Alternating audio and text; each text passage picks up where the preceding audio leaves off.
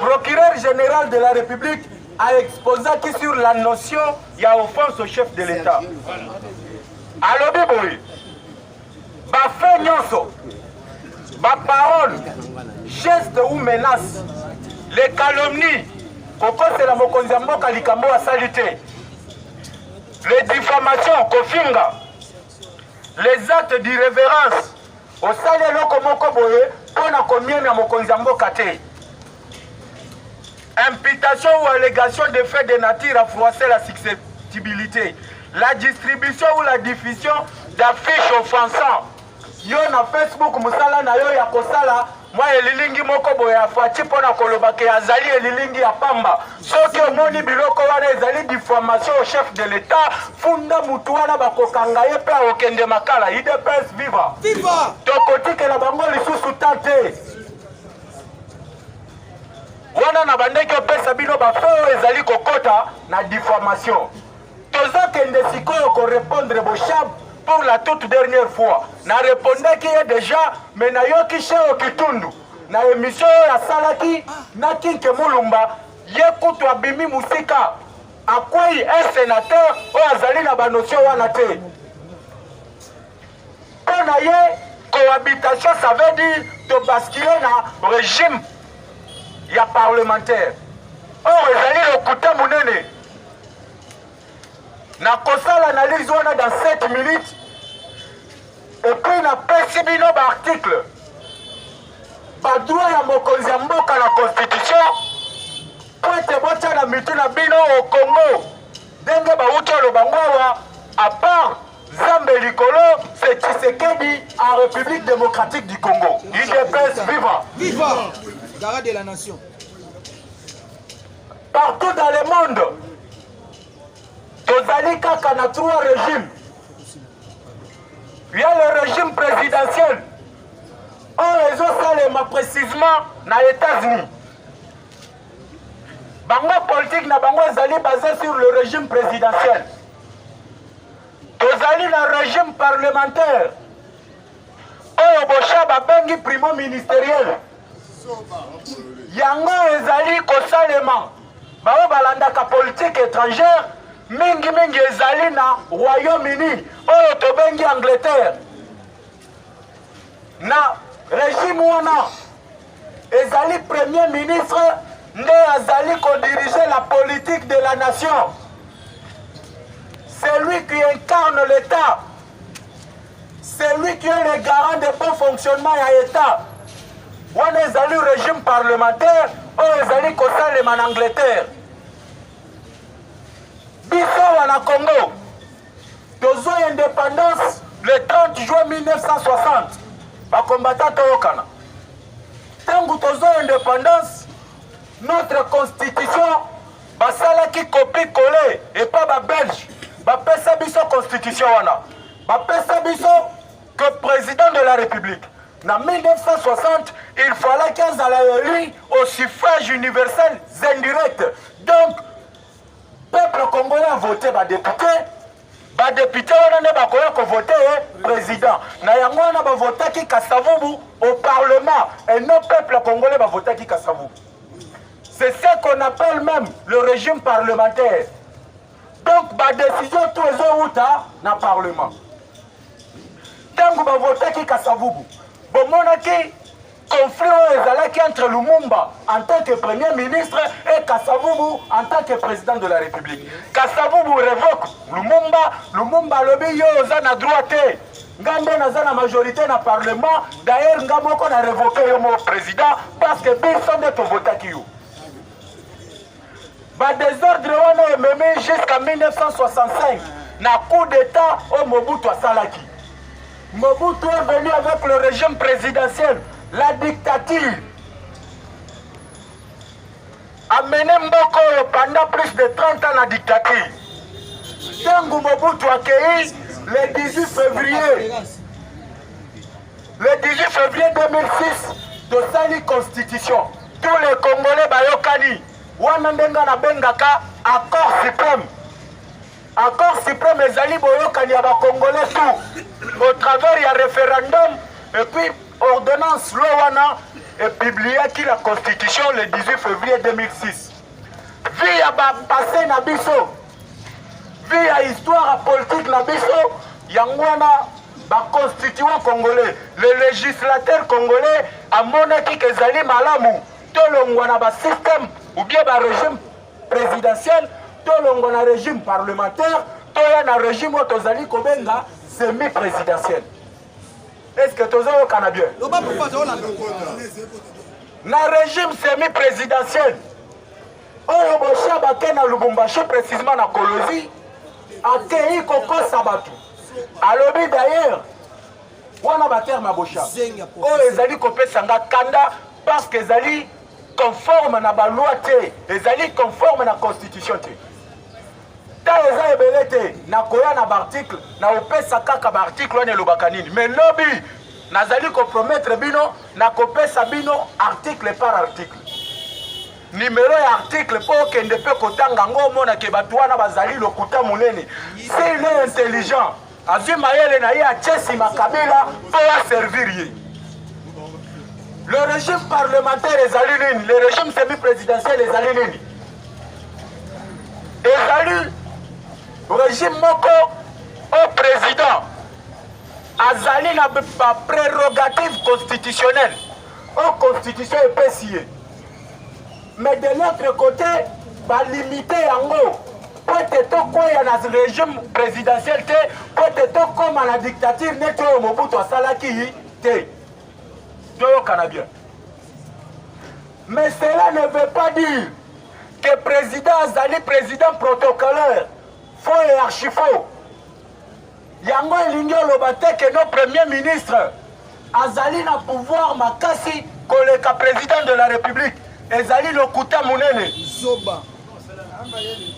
Cheo Kitundu Zoloba na face à face. O asalaki na Kinke Bulumba.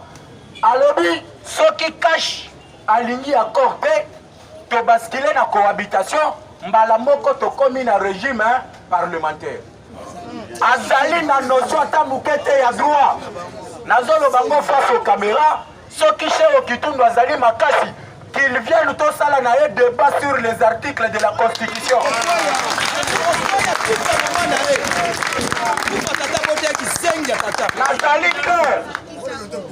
La cohabitation n'est pas synonyme.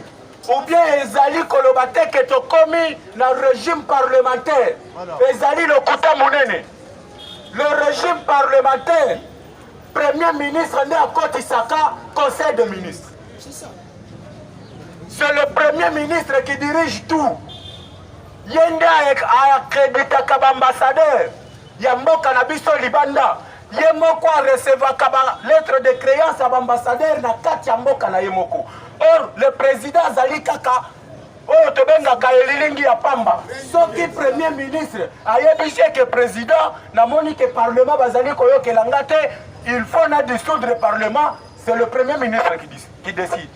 Or, la constitution Nabiso, je vais chuter par la porte à Ekei, mais l'objet, je vous promets, na koya na ba détail et belé. Merci. La constitution Nabiso, l'article 91, et le biboui. La politique de la nation est définie en concertation entre le président de la République et le Premier ministre. Mais Premier ministre, Azoya Liboso, kaka na ko-exécuter politique ya nation. Ba précision wana Cheo Kitundu il faut bango. Premier ministre Azoya ko-exécuter la politique de la nation oyo esalemi entre président de la République na Premier ministre. UDPS viva. Viva. Sur le plan ya pouvoir, nazo chite wana. Lui-même le Premier ministre, il est nommé par ordonnance présidentielle. Il est aussi révoqué par l'ordonnance présidentielle.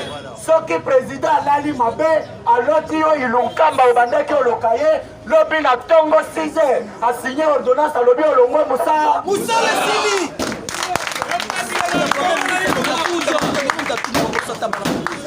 Le président de la République. Balobi Boy. Constitution ont précisé. Il est le garant de la nation. Il est le symbole de l'unité nationale. Il est le commandant suprême des forces armées de la République. Il est le magistrat suprême. L'état de droit repose sur Tshisekedi et rien d'autre. C'est ça. C'est Tshisekedi qui engage la nation. C'est Tshisekedi qui ratifie les accords internationaux. Merci papa, merci.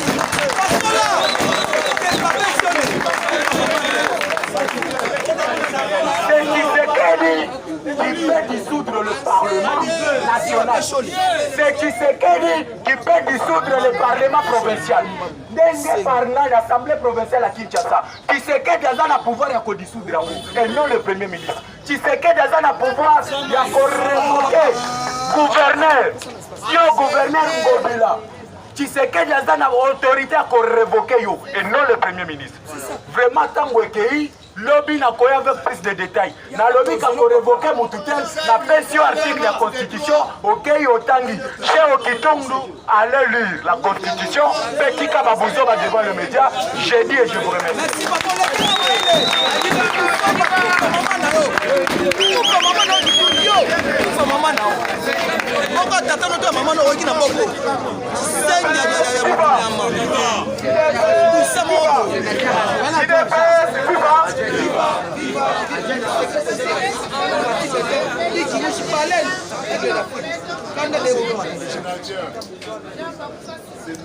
chers combattants, bonjour à tous. Bonjour. Vous qui élève le professeur Mbata. Ah, professeur Mbata va vous donner. Chers combattants, professeur Mbata Zawa. Sobo Meki, tu peux a expliqué la Constitution. Combattant, professeur Bochap, Évariste, n'a comment regretter pour le droit civil à Bissanga. N'a comment regretter fort. Professeur Évariste Bochap n'a réussi à Tangaki, n'a pas professeur Batangi, c'est le lot bazo pour regretter. Parce que Kuna a distingué, a une grande distinction ici. Mais comme on fait de money, ici, on a une base à droite, on a une base à Mindouki. Sont des chimistes. Aujourd'hui, professeur Bochap a mis la Constitution. A commis l'ibanda la Constitution. Donc, avant nous, avant nous, dans le régime Oyo, na Congo, tu votes en jour en moula. Jour tu votes le Koana. Na se ya mbula ba bisa biso voter oui. Biso kutu IDPS to boya ka yango. Mais le local la constitution oyo bango ba fandeli. Combattants article 69 banda liboso tina se et définir pouvoir à chef de l'État. C'est ça. C'est lui qui gère même la constitution. C'est ça. C'est lui qui nomme le haut magistrat pour constituer. Oyo lelo. Oyo quel est le problème na parlement wana et to kendaki. Le 14. Mais le lot bango babosani.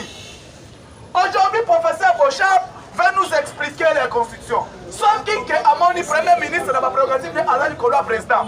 Quand le premier ministre a considéré le conseil des ministres. Combien de mois de un mois de coca? Conseil des ministres, c'est ça les marathés. Premier ministre est limité.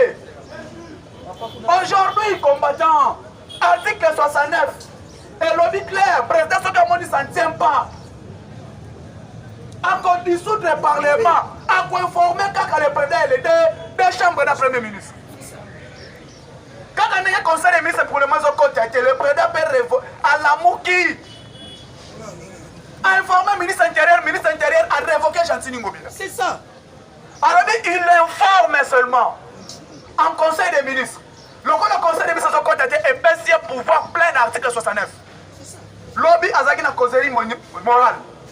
Il y a du travail naba généraux. Fallait premier ministre Boya, non? En tant que commandant suprême des forces armées et de la police nationale. Il était là. Et je vous informe, 7 généraux sont déjà arrêtés. C'est ça. Ceux qui vont éviter de mener enquête. Les 7 généraux officiels sont aux arrêts. Information aussi. Je vous informe, pendant que la RTNC. Mais oui, joue un match. Enfin, voilà, c'est encore le vendredi. Combattant on a la on a mener enquête. Oui. Il allait révoquer, papa de la RTNC va s'en communiquer. Papa de la RTNC, et je vous informe tous les JR, OPC Chiwe ou Kanda, à ça la parade de Salis rapide. Ça m'a dit Chiwe va continuer rapidement parce qu'ils sont aux arrêts. Papa de la RTNC, va s'en communiquer à la RTNC. Il est best vivant. Un président a appelé, les 7 officiers sont aux arrêts. Et au moment de Sabino, même risque, directeur général est en air. Il peut être révoqué. Mais oui, chargé, pardon. Directeur général en été, au Azana service, il y a contre-espionnage et espionnage. Parce que hier, il y a bagnon surtout. Mais oui, pourquoi pas, Moussa Nyonsa. Mais félicitations, le général-major adjoint. Il y a des miables, général Yav, pour voir le président. Parce qu'il était dehors, le président de la République. En savant qu'il dépend de la qui n'a gabonné le président. Maintenant, il y a une information pour exécuter vos candidatures. Au moment où nous parlons combattants, Saint Joseph so bongama. La Takanda Zalane Timobali.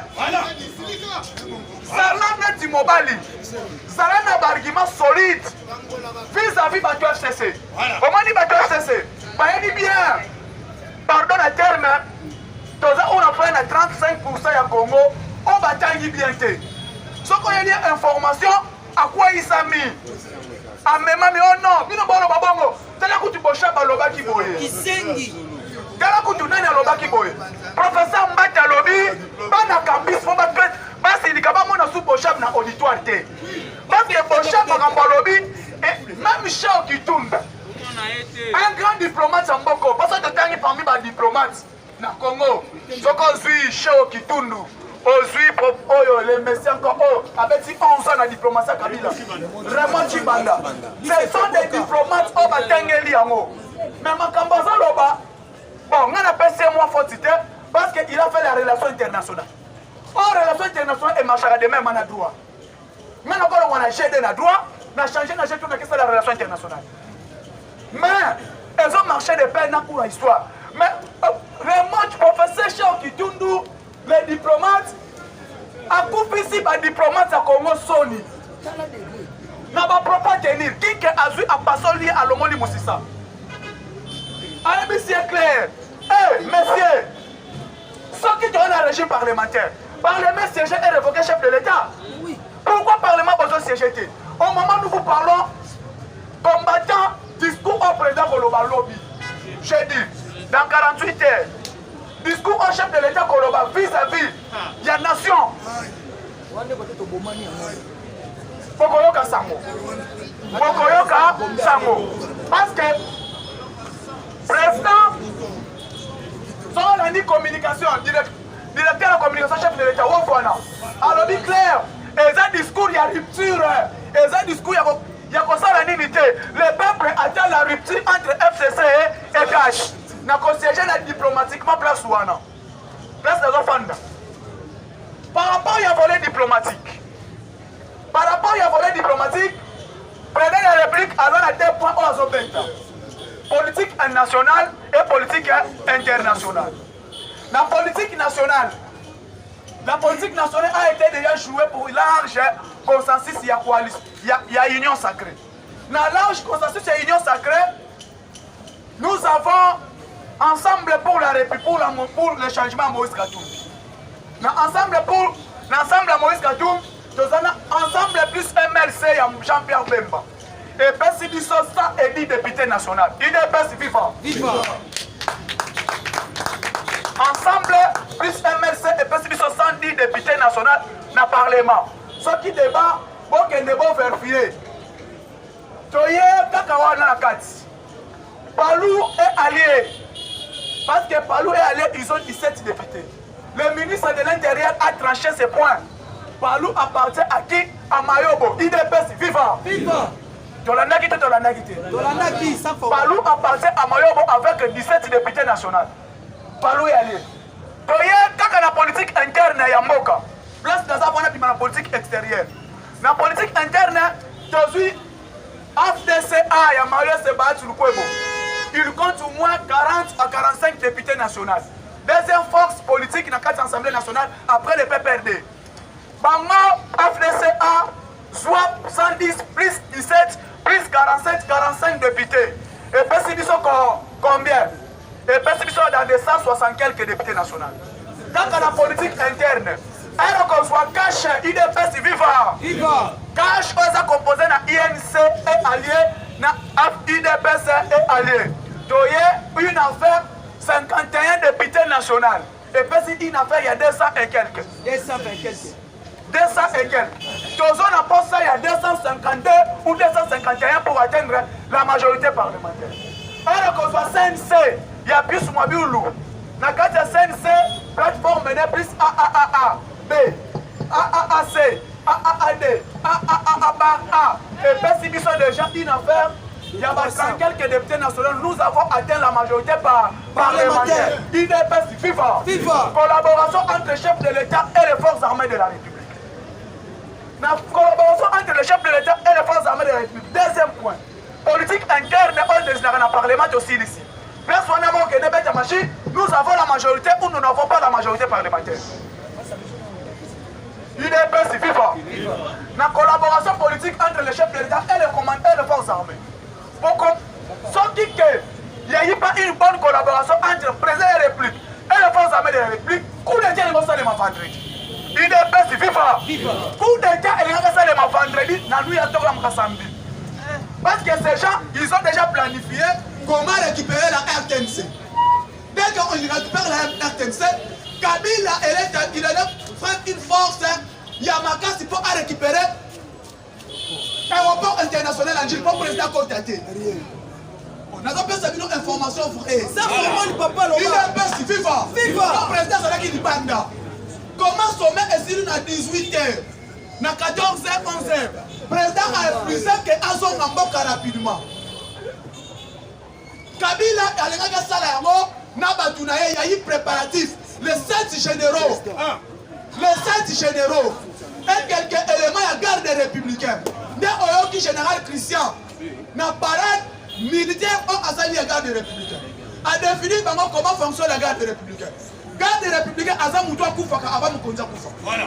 C'est ça. Mais va préparer planification coup d'État.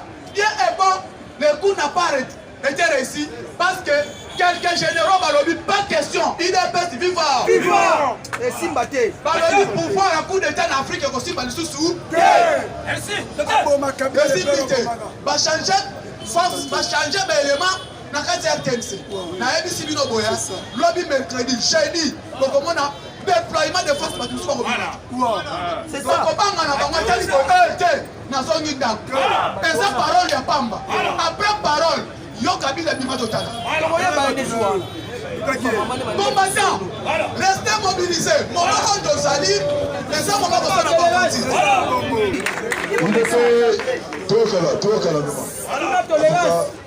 Moustapha, merci vraiment. Acclamez pour Moustapha. Il était ce FIFA. Yaya a toé fertilité. Toé bitumba. Toé bitumba. Pour Ozoyo tester la yo. À partir de leur code échangé. Code échangé. Oh yo tout quelqu'un a contacté chef de l'État dans les médias, dans les réseaux sociaux. Bishop il attaque. Il est viva. Avant le bas, na sengi na bino, tala nani oyo azam parti na yo. C'est ça. Monsieur Nicolas, ils sont contrôlés.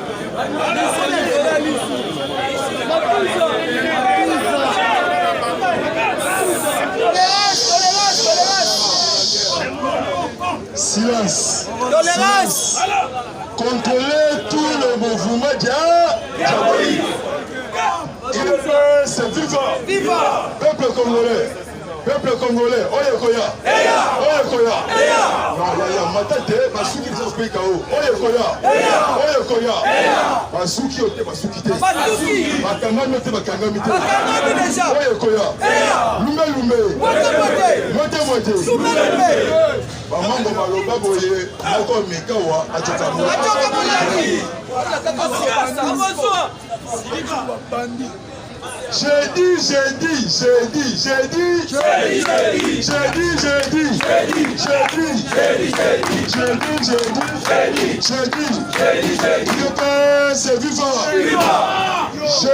chef de l'État. On est régional de Bobim Sama. Il est vivant. J'ai dit chef de l'État devant la nation. Commandant suprême, Fatih Béton, solution au Congo. Si c'est qui dit le mot à toi, j'ai dit le 21. Et ça le 3 décembre. Numéro 3, et ça là qui Kanambe Kazemere Hippolyte, l'élection il y a 2011. Mokondi akoloba na esprit du combattant, na esprit de papa Etienne Wamulu. N'est-ce pas Bolai? Discours du chef de l'État très entendu na Congo, na international. C'est quoi discours wana? Et ça ko bombaté. Et ça ko mettre fin na batu oyo babomi Congo. Na 20 ans basali awa. Bon ok. C'est quoi deuxième flash il est presse. Viva! Sakola. Christian Tiwawe, général, commandant de la garde républicaine. Azalaki na parade militaire. Même après ça dit parade politique. Merci de m'aider. Christian Tiwawe, appelé nos militaires, surtout au bazar la garde du président. Alors, le militaire azali en politique. Dédé, Toboy va tendance, il y a parti politique, aussi il y a armée congolaise. On toko soyez, surtout garde républicain, pas à la derrière, chef de l'État. Lobby chef de l'État, Fatih Béton, véritable commandant suprême. Va convoquer tous les officiers généraux militaires. Différents commandants. Il y a territoire, il y a district, il y a ma province, il y a ma village. Va comment qui lobby awa na Congo Kinshasa. Réunion stratégique, réunion extraordinaire. Présider, commander, na commandant suprême. Il y a déjà ébandi, il est pèse. Viva! Pendant le lot, donc on m'a dit, par le but déploiement massivement militaire, dans tous les étendues, il y a RDC. Par le but, au cas de troubles, par le but véritable mouvement,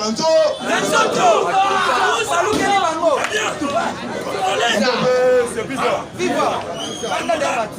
Bernabé Kika Yabin Kaoul. Bernabé a cité plusieurs noms. Azarias Mourbewa. Ennemi, oui. Mercredi, Azarias ennemi. Devant justice congolaise. Kika ya Bernabé, il est bête. Viva! Nakati ya RTNC. Chargé de sécurité, il y a RTNC. Complicité. Dans le cas de Gilbert, dans un immense ciment, qui concerne la fermeture, il y a cachot mon corps clandestin. Dans le côté de la fleuve, il y a des jeunes. Naloba, il est pèse vivant. Et Zala qui est mercenaire, pas chinois, pas indien, pas libanais. Complicité, notre congolais, complicité, DG LFA, Abidoul Bilengue, va mener coup d'état. Parce que Air Rwanda, la vie de Air Rwanda, elle ne quitte l'aéroport en Chine. Et ils ont côté ça va mercenaire. Awa, la carte qui ça. Bon, moi, qui t'a code de Gilbert, a outil qu'on instruit des jeunes. Parce que Abidoul Bilengue, a ça qui m'a grave contre le ministre de l'Intérieur.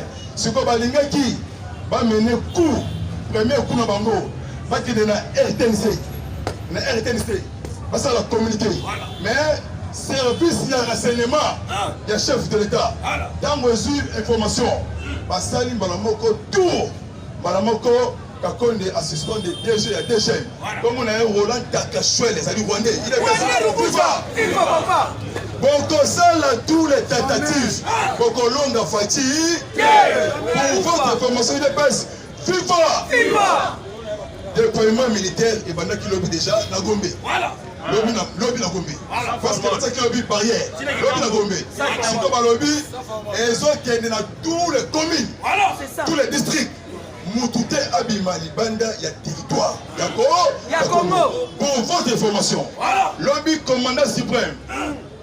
Baouti lobby qu'on a empêché encore. Kabila a quitté ville. Yakitasa. Kabila a commis Tikapati Azali Awa. Parce que Kabila a subi pression. Le peuple congolais. Discours, il est plus pouvoir. Discours du chef de l'État. Oyo akoloba jeudi.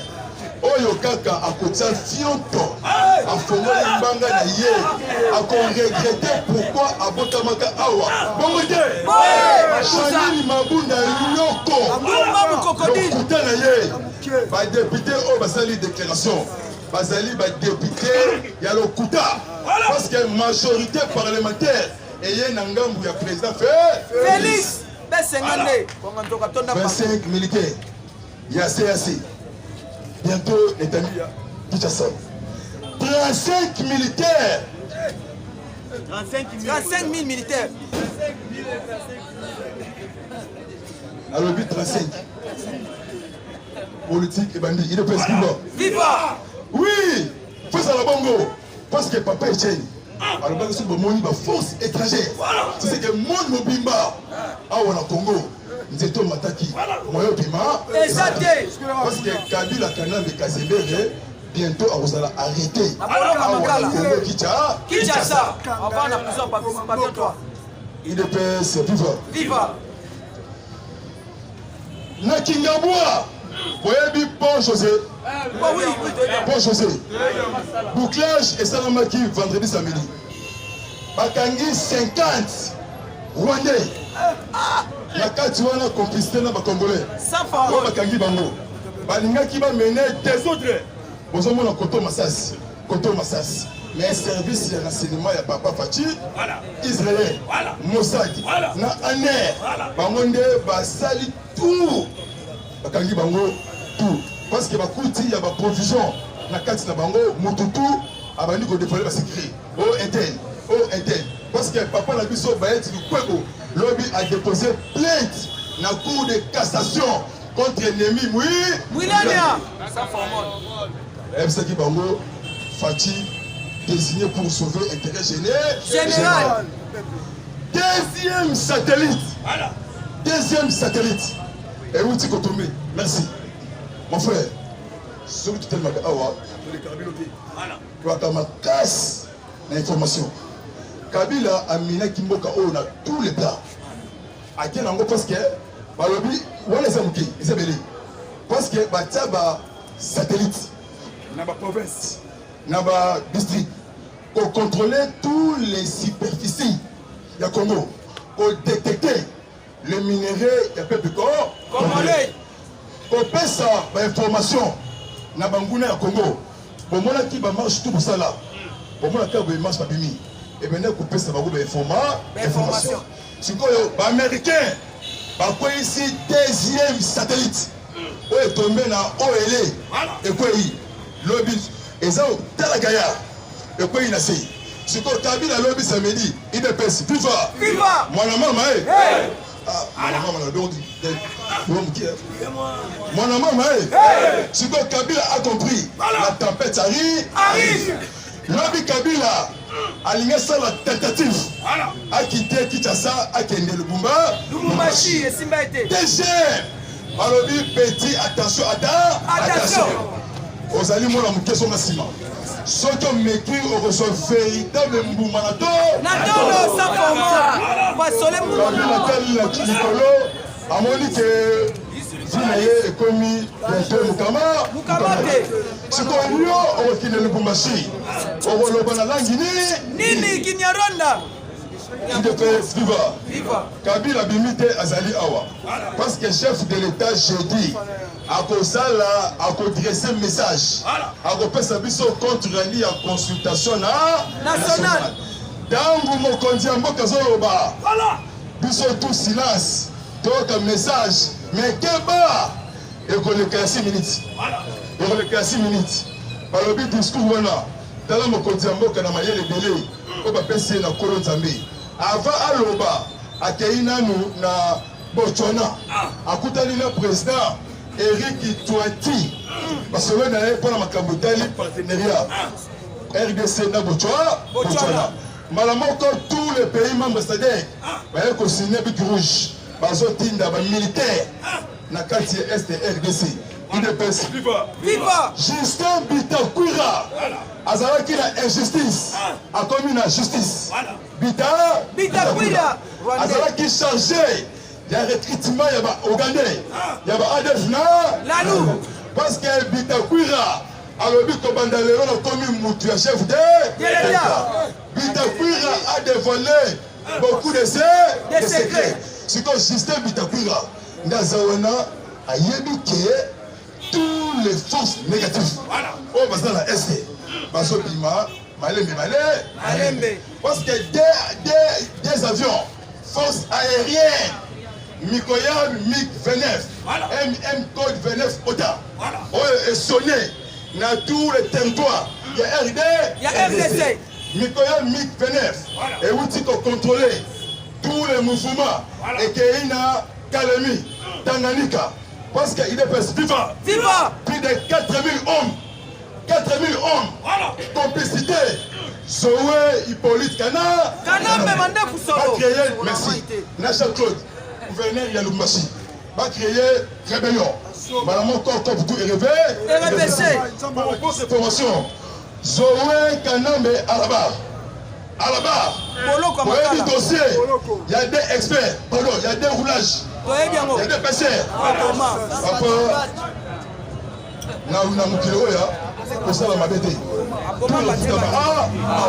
Si on va roulage, va déposer plainte contre Zoé Kanambe pour Hippolyte Zoé.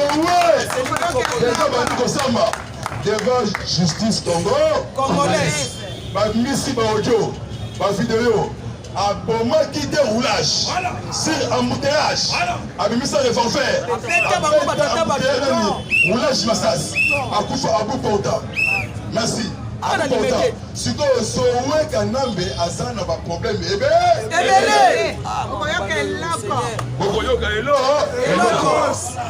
il fait c'est vivant. Nyamazawana, Bakolenga, parce que Paul Kagame a commis une agitation, moyen bima, Ibanda, parce que Fatih Beton a boto libango diplomatie na espace il y a 2 ans Nandambo. Donc ma camouflage comme ma boto de Congo. Congolais. Est-ce que non? Une année Nandambo. Même pas 2 ans. Paul Kagame a pété crise. Pour s'en monter les pieds. Parce que Mboka oyo to ba riche, to ça la beauté. Toi la minéraux tout. Mais dans la biso pauvre. Congolais, mobilisez-vous et prenez-vous à charge. On est pas ça. La zone de Konayo. Mais ça confiance dans mon amour. Yamoka. Parce que Fatih Beton 2021 a encore dirigé Congo. Même si Koleka France. C'est ça. Koleka France. Et comme un pays a état de droit. Au fini Muninga Mukwata. Na Silicité, na Kokende. IDPS Viva Abe Sole André Bokundoa catholique na oyo na Kombo ya André Bokundoa et ya le Mabokotolo évêque ya SSC na Senko ya bango mission la destruction consultation nationale mais simité parce que la lumière béton makambuté vidéo jeudi Abe Sole Abe Sole ça qui humilié Abe Sole et ça là qui cérémonie il y a banque il y a église catholique na Lubumbashi tangu Abe Sole a commis ben avec il y a kuna ba humilié Abe Sole à cause ndenge ba wuti ko bebisa gratuité il y a enseignement bino bosa ba tuté bosali ba étranger Abe Sole ayoka soni mutuna se mbote azote na niveau et samedi vendredi kuna à niveau ya Lubumbashi il est PS viva Willy Bakonga bientôt aux arrêts Non, ministre de la Finance, c'est là, il y a la goule. 2 mois, chef de l'État a foutu habité. Le ministre a foutu habité. Cour de cassation est foutu habité. Cour constitutionnelle est foutu habité. Conseil d'État est foutu habité. Mission Bango va créer tout plein dans la ville de Kinshasa. Donc, c'est un cas Songoboé. Insécurité grandissante dans la ville de Kinshasa. Bakulu na basongi. Kopoto na basaki. Ko terroriser basi. Na mibali. Obanga te dans mokonzi ya mboka zoloba mona na mwana to la musiaza. Bientôt. Bakonager. Pourquoi bakonager? Nemi Moulania. Obe Minak. Na Azarias Obewa. Bakendaki vendredi na ambassade ya Grande-Bretagne. Bakutani na ambassadrice ya Grande-Bretagne. Na kombo ya Emile Martiman. Bakomi kuna basenga exil. Yoka Grande-Bretagne. Ayebisi bango exil ezate ekufa. Mwana azonga. Nemi Aneli. Amoni que bientôt mon maman Mambu Massobele. Comment tu as reçu ça? Camarades, combattants. Congolais, Congolaise. Omoni Ndokibele. Belela. À partir de l'eau. Lissou. Lissou, même le Parlement. Olobi. Même Awa. Il y a beaucoup de gens bazar, il est pesqué. Anoki, tu as dit Bango. Pour détruire. Mais Lissou, Lissou. Comment reçu ça? Loba. Kanambe akimi gauche droite. Akomi soso ya ba bienvenue. Ya ba bienvenue to lien na bonne année. Ya bonne année. Ya bonne année. Comment reçu qui ça? Ministre ya développement Rigad. Bientôt aux arrêts. Aouti Koyiba 11 millions dollars américains. La zone ya Rigad.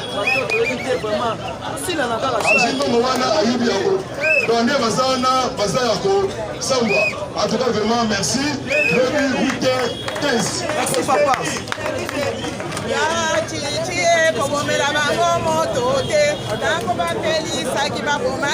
Yo, abesole. Maman, nous sommes éduqués. T'aurais éduqué yo. Tata Boto, ça qui nous bat, t'aurais éduqué yo.